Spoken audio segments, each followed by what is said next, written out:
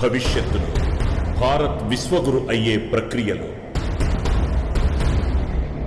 ఐక్యరాజ్య సమితి భద్రతా మండలిలో శాశ్వత సభ్యత్వం రావడంతో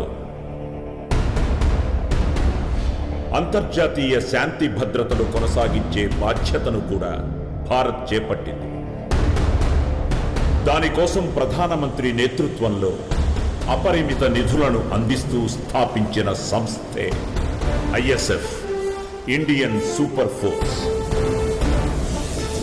అగ్రదేశాలకు పోటీగా time missions, robotics, hi Chitti, hi Anjali, generative artificial intelligence, scanning initiated మరియు అధునాతన సాంకేతికతలు కలిగిన ప్రత్యేక ఇండియన్ సూపర్ సైన్యాన్ని కూడా తయారు చేసింది.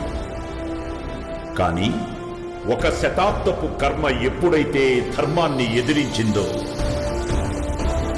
ప్రపంచం ఎప్పుడూ ఊహించని రోజు రానే వచ్చింది.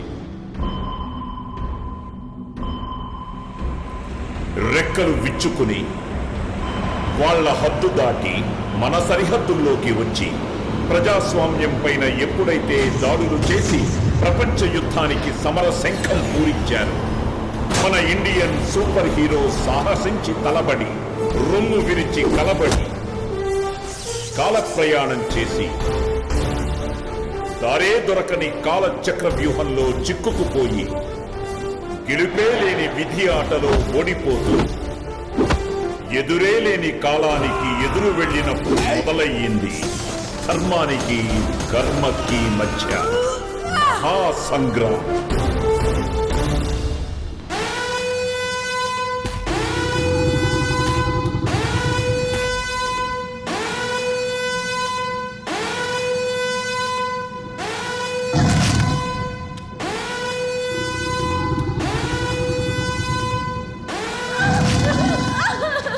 విజువల్స్ ఏంటి సాయి?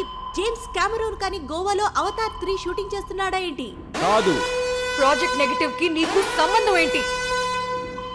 పెద్ద పెద్ద విజువల్స్ వస్తున్నాయంటే ఓరి నాయనో, ఇది మామూలు బొమ్మ కాదురా, హాలీవుడ్ బొమ్మలా ఉంది. ఝాన్సీకి రాణి అనుకున్నావరా? దొంగ దెబ్బ తీయడానికి ఇండియాకి రాణి ఇంద్రాణి ఇక్కడ.